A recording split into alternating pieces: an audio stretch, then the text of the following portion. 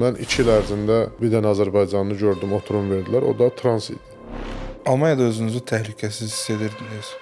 Hakimiyyət olaraq Azərbaycanlıları çox istəmirlər. Səncə miqrantlıq insan azadlığının böyük ölçüdə əlindən alınır? Bir növ insanları bezdirməyə çalışırlar ki, özləri öz xoşları ilə çıxsınlar, getsinlər. Avtobus şoferinin maaşı 2800 avrodan başlayır. Qeyri-rəsmi götürürlər ki işə. Müdür Azərbaycanlı olanda götürürlər. Azərbaycan və Avropa arasında əsas mədəniyyət fərqləri nədən ibarətdir? Qızımın doğum haqqında şəhadətnaməsi almaqdan ötürü 8 ay vaxtım gedib. Ancaq mən dişim ağrıydı, getmişim həkimə ki, dişimi çəkdirim. Mənə qayıtdı ki, 20 gün sonra saat 5-də gələrsən. Hal-hazırda taksi sürücüsü olaraq Azərbaycanda daha çox xoşbəxtsən, yoxsa orada miqrant həyatı yaşadın? Bazar günü işləyən adamlara yaxşı adam kimi baxmırlar. Bazar günü insan niyə işləsin ki?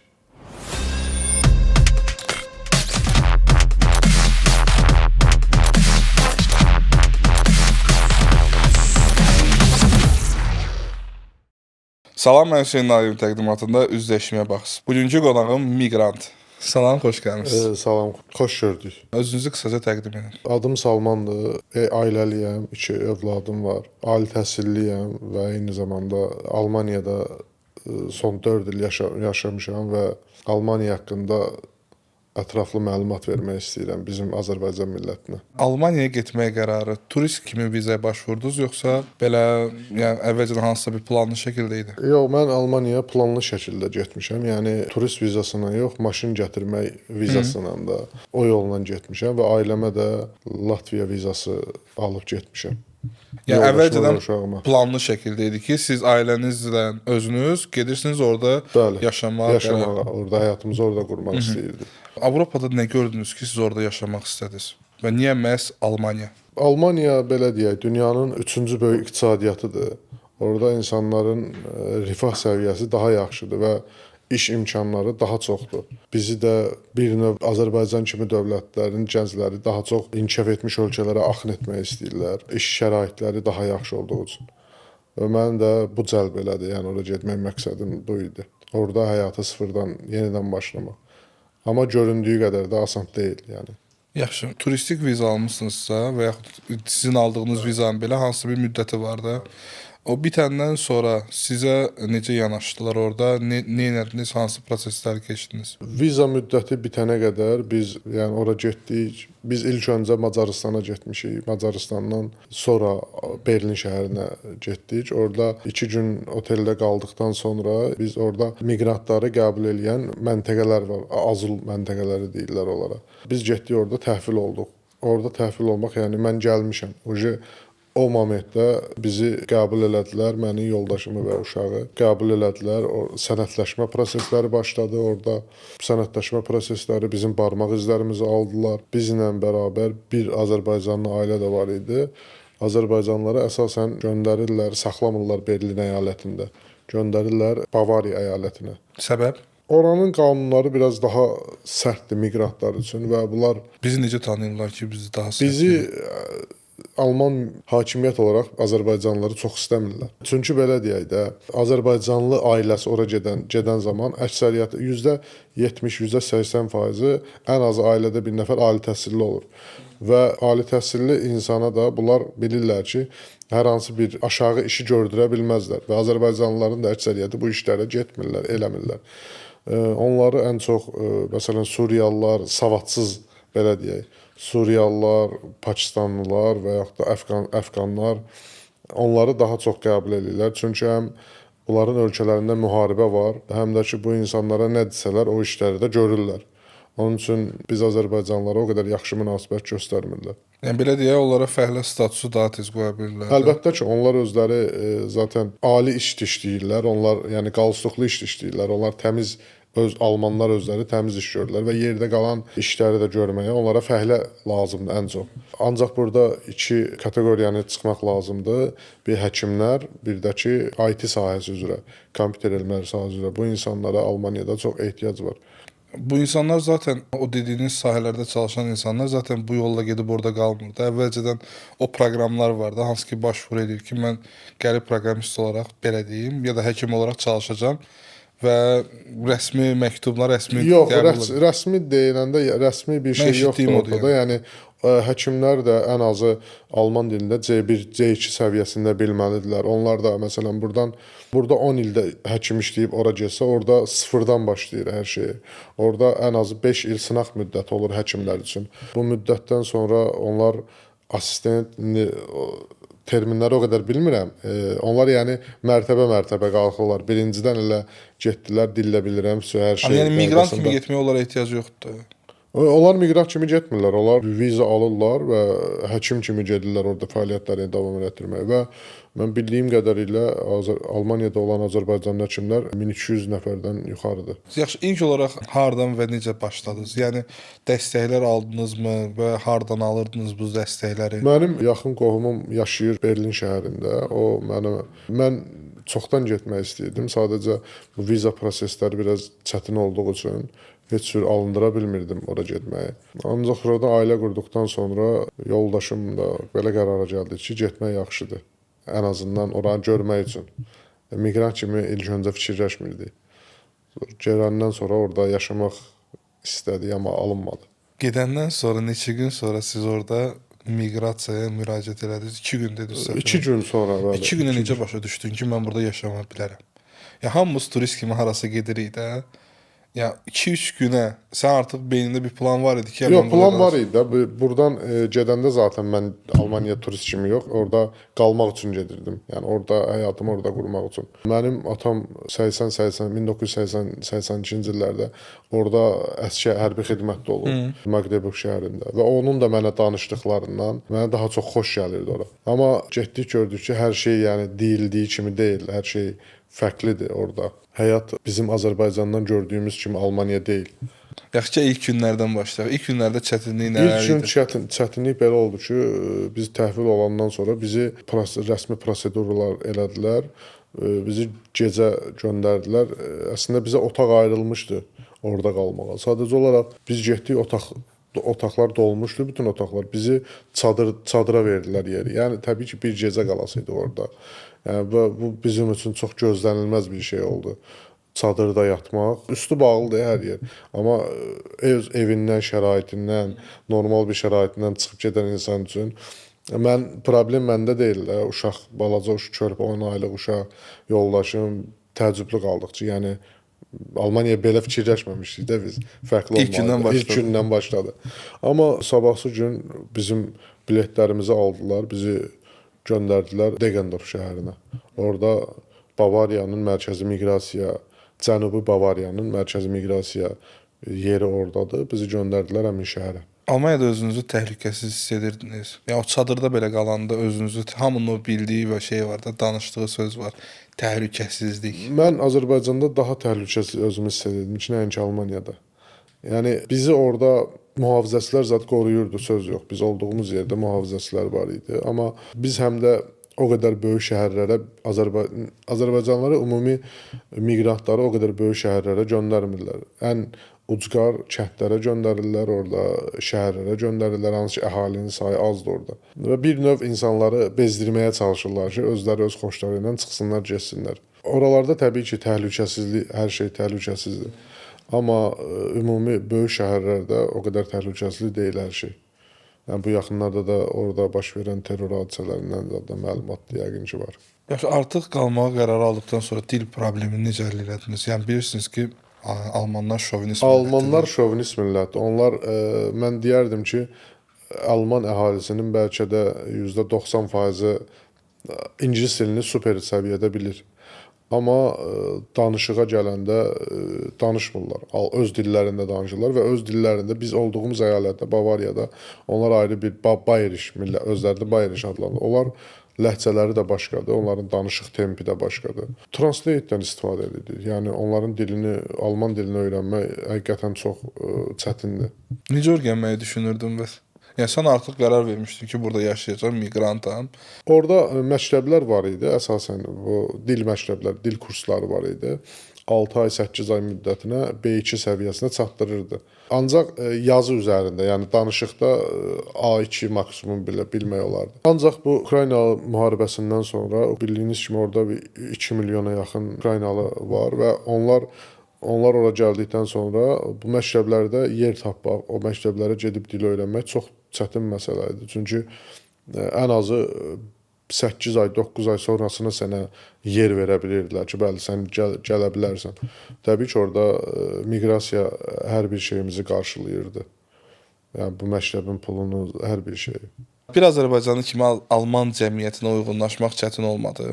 Təbii ki, Alman cəmiyyətinə uyğunlaşmaq Almaniyada doğulmamısansa çox çətindir. Yəni orada belə deyək, bizə çox onların adət-ənənələri bizə çox qəribə gəlir. Məsəl üçün orada qardaşın evinə zəng eləyir ki, mən həftənin 6-sı məsələn saat 3-də sizə gəlmək istəyirəm. Vaxtınız varmı? Bizə deyirlər. Orada yox, yəni bizdə demirlər Şəhərdə axı. belədir. Bizdə demirlər axı. Şəhərdə bu deyil. Mən Şəkidə böyümüşəm. Orada elə söhbət yox.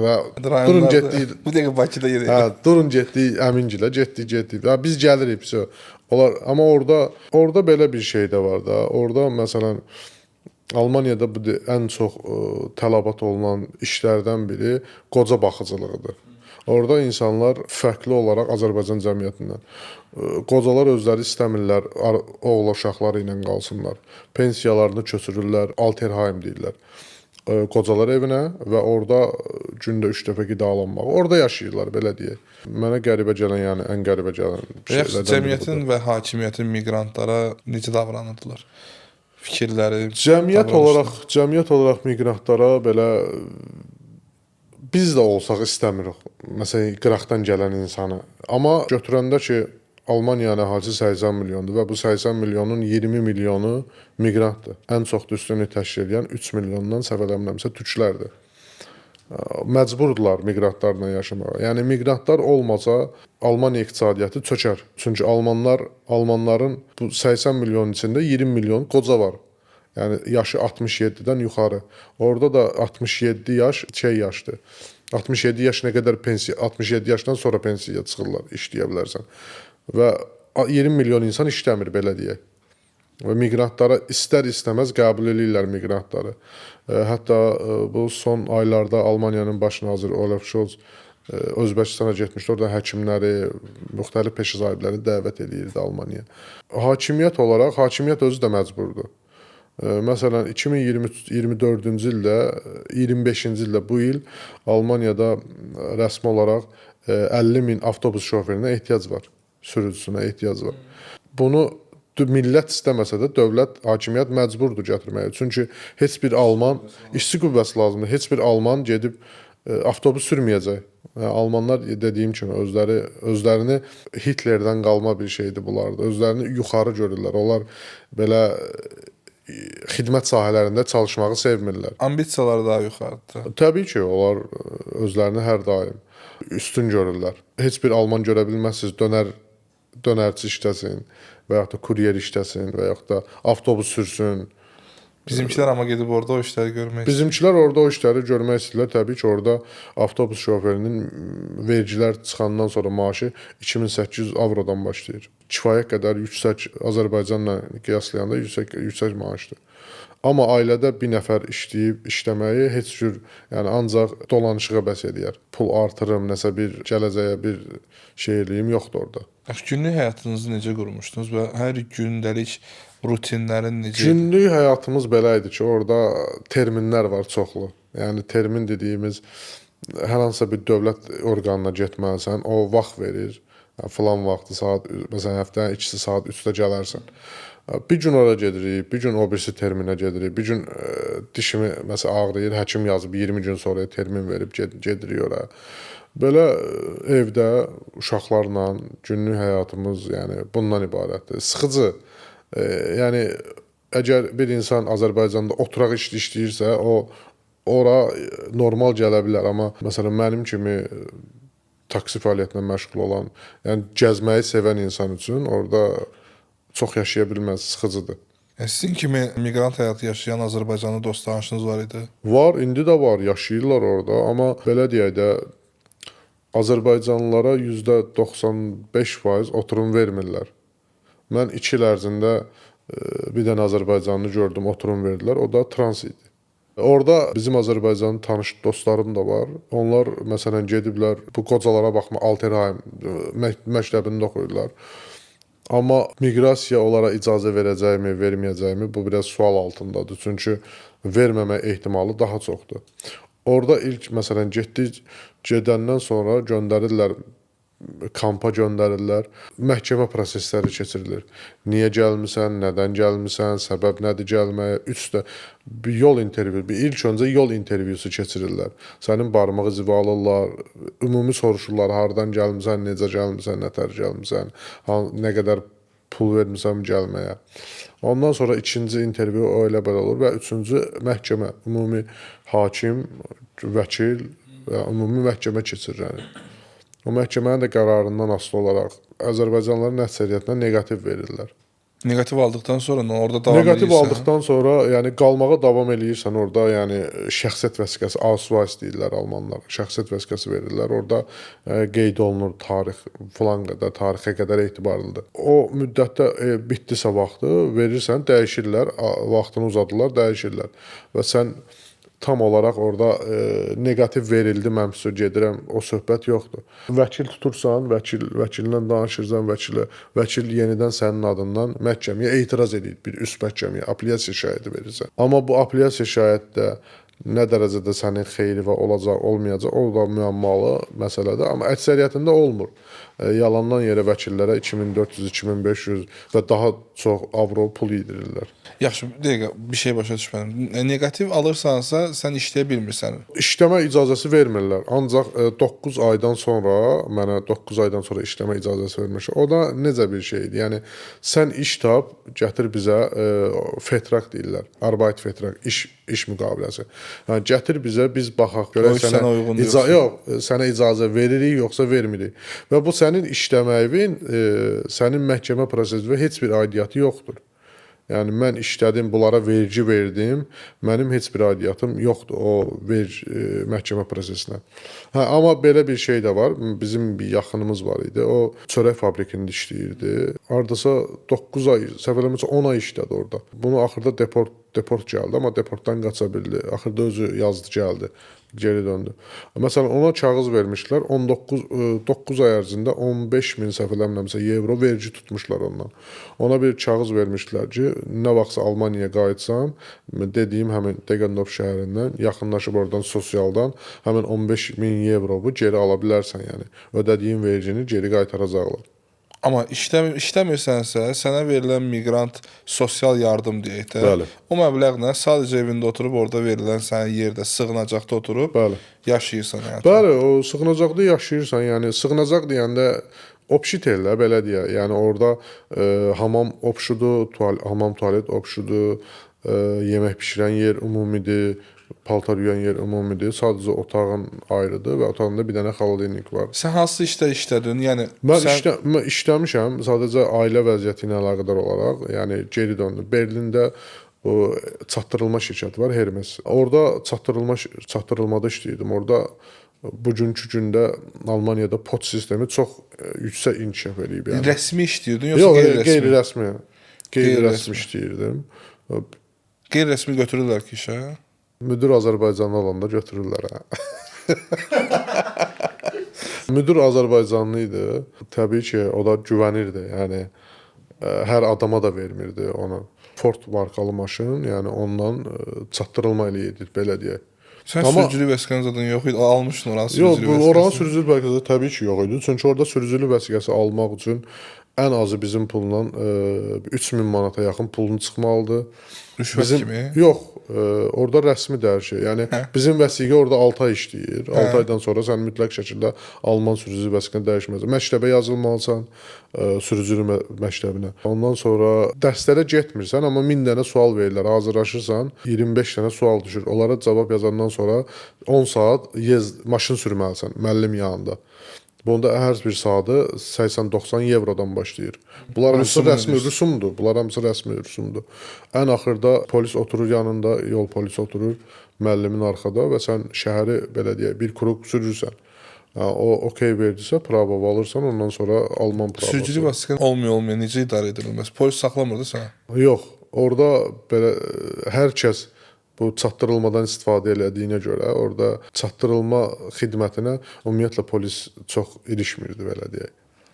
Qanun pozulmasına heç. Qayda qanunla sürəndən sonra heç bir problemi yoxdur. Bəs yaxşı, öz dedin ali təhsillisən də, Bəli. heç fikirləşdin ki, gedib orada öz ixtisasına uyğun işləyəsən.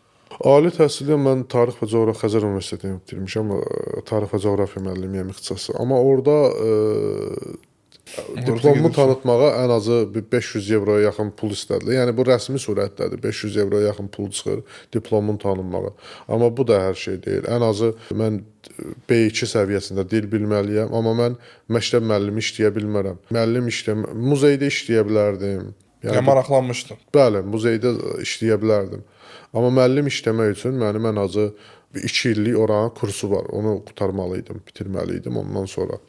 O da biraz alman dili çətin olduğu üçün mən eləyə bilmədim onu.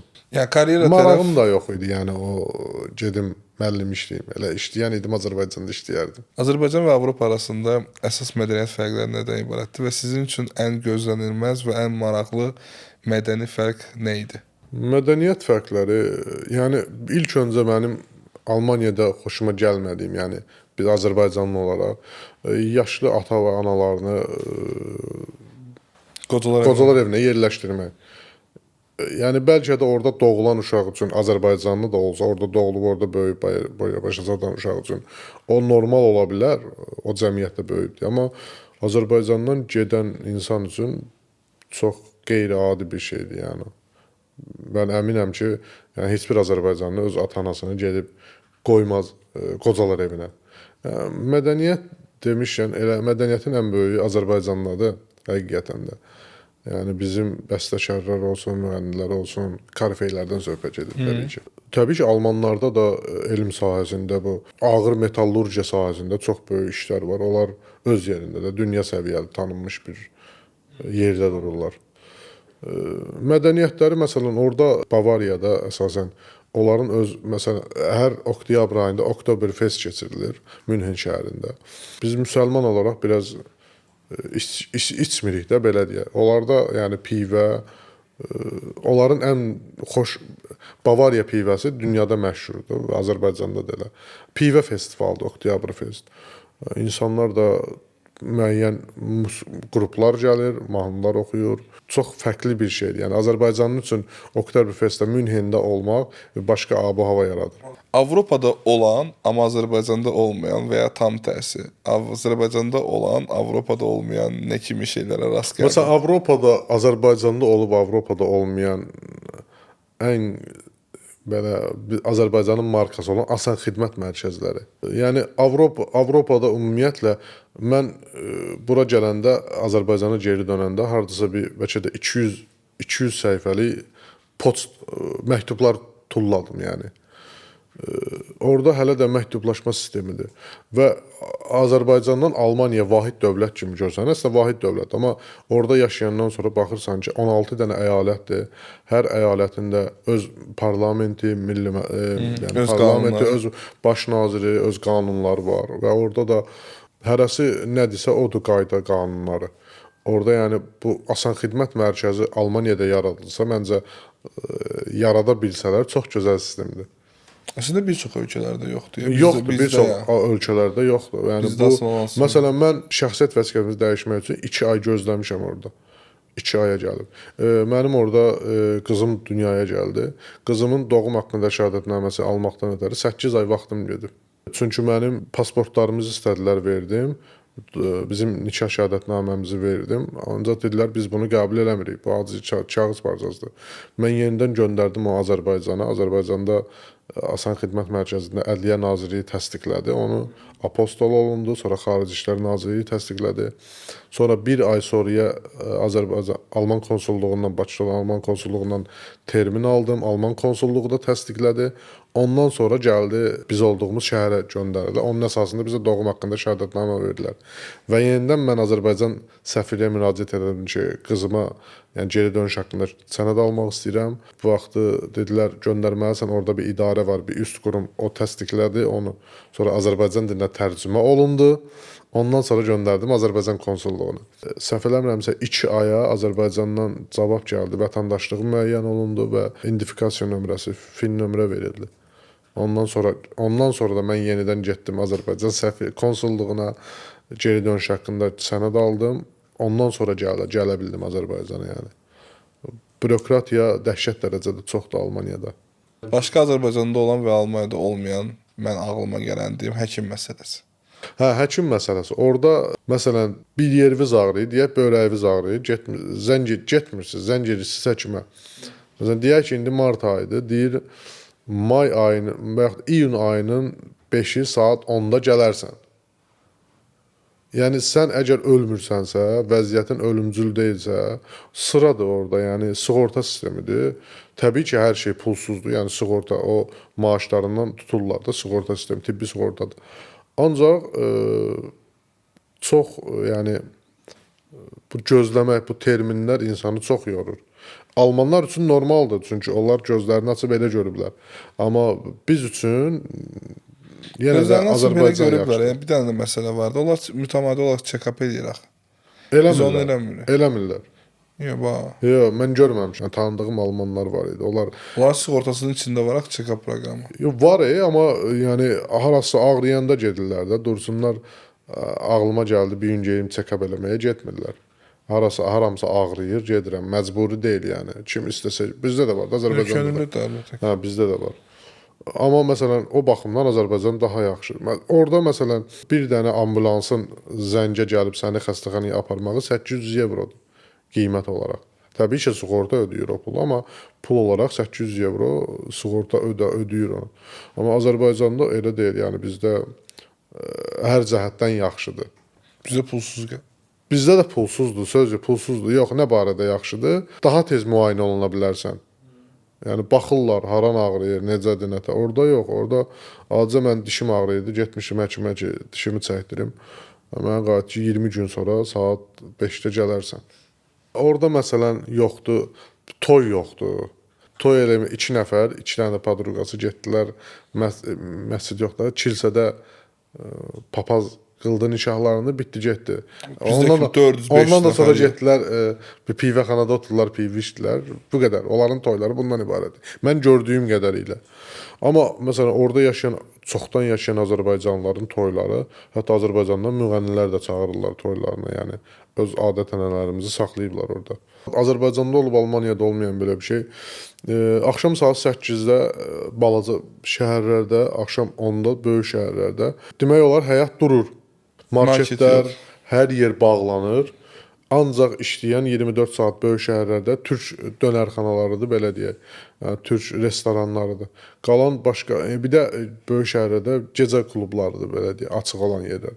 Yəni apteklər 6-dan bağlanır. Səhv eləmirəmsə orada növbətçi apteklər var, amma yəni o da sən bir rayonun belə deyək, şəhərin bir kəndində yaşayırsansa, ora getmək də problemdir. Məsafə də uzaqdır. Orada yəni nəqliyyat maşının olmasa çox çətindir. Bazar günü ümumiyyətlə orada heç yer işləmir. Sakitçilikdir, yəni maksimum. Heç kəs səs çıxarda bilməz, hətta belə deyək. Orada yəni bazar günü hamı istirahət vaxtıdır. Bazar günü işləyən adamlara yaxşı adam kimi baxmırlar. Yəni bazar günü insan niyə işləsin ki? Dediniz övladım var. Almaniya hökuməti uşağınız üçün nə kimi fürsətlər verir və uşaq üçün təhsil sisteminə uyğunlaşmaq çətin deyil idi? Mənim qızım balacadır, 3 yaşı var. Yəni mən il yarım qabaq bağçaya yazdırmaq istədim orada. Məni gözlətdilər. Il yarımdan sonra xəbər verdilər ki, gətirə bilərsiniz bağçaya. Ya yer yox idi məsələsi idi. Onu dəqiq bilmədim nə məsələ idisə, amma yəni 3 yaşına qədər uşağı bağçaya götürmədilər. Orada uşaqlar ilk öncə yəni ümumi Avropada, elə bizdə Azərbaycanda da öncəlik uşaqlardır. Yəni orada uşağın sağlamlığından tutmuş hər bir şey qayğısına dövlət qalır. Aylıq uşaq pulu verir, tibbi sığortası var, dərmanlar da 100% pulsuzdur, nə dərman lazım oldu. Uşaqlara böyüklərdən daha çox belə deyək, qayğı göstərirlər. Yəni hər hansı bir yeri ağrıdı, xəstələndisə, onu 1 saatın içində o məsələni həll eləyirlər, çalışırlar. Amma bizim uşaq həkimlərimiz Alman həkimlərindən daha çox savadlıdırlar deyərdim. Necə gördün? Yəni harda gördün? Özünün uşağından Yəni xəstələnmişdi, zəng edirəm ki, falan deyir, bir dənə dərmanlar var, İbo falan deyir, İbo falan ver, sağalacaq. Zəng elədi öz həkimimizə. Orada olmuyor dedim şeyləri. Dedi falan dərmanları al. Aldıq. Bir həftə, 3 gün içində uşaq sağaldı. Amma o dediyi nə deyirdi? 10 gün, 15 gün üzərində uşaq sağalmırdı. Biz qayıtdıqdan sonra uşağın adaptasiya, yenidən Azərbaycana adaptasiya olmağı Normal, yəni yaşa görə heç çox hiss eləmədi. yaşa görə çox hiss eləmədi. Çünki ora gedəndə 1 yaş var idi, geri dönəndə artıq böyümüşdü. O yaşa görə onu hiss eləmədi. Amma burada özünü daha çox xoşbəxt hiss edir. Çünki ətrafında dayısı qızları, bibisi qızları, xalası, uşaqları, ətrafı daha bağçaya gedir burada. O daha çox ona xoşdur burada. Yaxşı. Sizin üçün adaptasiya, yenidən Azərbaycana qayıdanda adaptasiya necə keçdi və Azərbaycana qayıtmaq qərarını necə verdin? Açığı belə deyək də, mən gördüm ki, orada yəni bu məsələni uzatmağın bir adı yoxdur. Çünki oturum vermirlər və işləyə də bilmirsən. Bir müddətdən sonra onların verdiyi pulda öz xoşagəlimliliyini itirir, belə deyək. Adama, işləyən adam üçün, yəni o bir asıllıq yaradır. Mən hər ayın axırı bu qədər pul alacağam. 3 gün, 5 gün içində də pul qutarır, yenə qalırsan belə. Amma işləyən adam üçün, yəni deyirəm, o pulun bir mahiyyəti yoxdur. Azərbaycana da normal, yəni biz burada böyümüşük, burada yaşamışıq. Yenidən də hər bir şey normal. Mən üçün Qanunvericilik tərəfindən problem çıxmadı ki, siz heç gedib bir orada problem miqrant oldunuz. yox, sonra mən gedib. heç bir problem çıxmadı. Yəni bu günə qədər də heç bir problem çıxmayıb. Soruşan Yəni mən sadəcə yaşamağa getmişdim orada. O niyə mənə problem çıxsın ki? Almaniyadakı həyatınızla müqayisədə burada nələri fərqli hiss edirsiniz? Yəni oradakı yaşadığınız 4 illə bura qayıdandan sonra. Ya orada belə deyək, dost yox idi, tanış yox idi. İnsanlar bir-birinə qarşı soyuq idi. Yəni bəlkə də mənim alman dili bilməməyim də buna səbəb ola bilər. Çünki dil bilmirsənsə, cəmiyyətlə qaynayıb qarışa bilmirsən. Yerdə qalan, yəni bizlə orada tanış olduğumuz azərbaycanlılar da başqa-başqa şəhərlərə göndərmişdilər. Bir müddət 6 ay bir yerdə qaldıqdan sonra məsafə uzandıqca insanlar gediş-gəlişdə o qədər yaxşı olmur və onlar çalışırlar azərbaycanlıları, yəni nəinki azərbaycanlıları, miqrantları uzaq yerlərə atırlar ki, bezsinlər, belə deyə, ölkədən bezsinlər, getsinlər. Hə. Qalanları, qala bilənləri qalır, amma yenə də burada, yəni məhkəmənin qərarından hər şey asılıdır. Bura gəldikdən sonra, yəni öz ölkəmdir də, vətənimdir, yenə də gəzməyə qərib ölkə, ölməyə vətən yaxşı.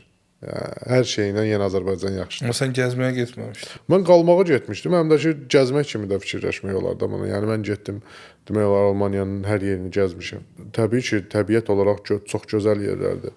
Berlin olsun, Regensburg şəhəri olsun, tarixi Nürnberg olsun, Münhen özü olsun, çox möhtəşəm şəhərlərdir.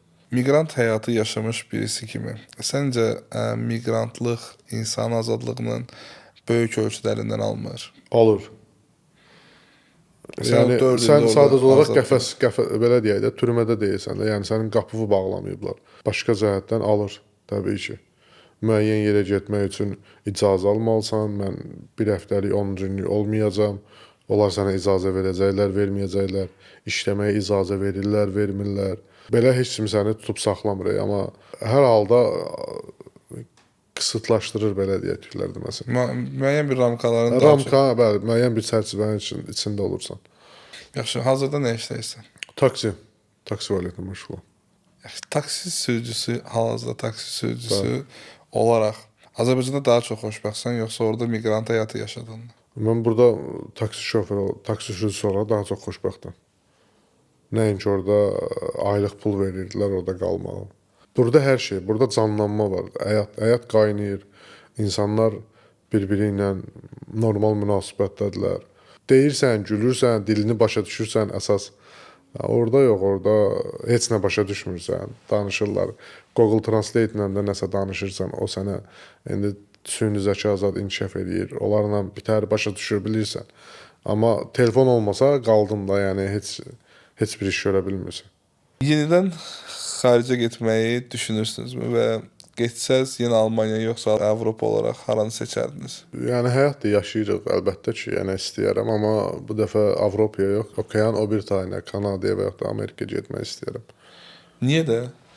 Sən Ora gördün mən- oradakı çətinliyi. Yox, çətinlik yoxdur. Mən miqrant kimi getmərəm də, yenidən getsəm, yəni iş dalınca və yaxud da səyahət eləmək. Çünki mən gəzməyi daha çox xoşlayıram. Sırf miqrant olaraq sual verirəm. Yox, miqrant kimi getmərəm. Çünki o çətinliyi görmüşəm. Yəni yenidən o şeyləri yaşamaq istəmirəm. Təbii ki, hər ölkədə miqrantlara qarşı münasibət fərqlidir.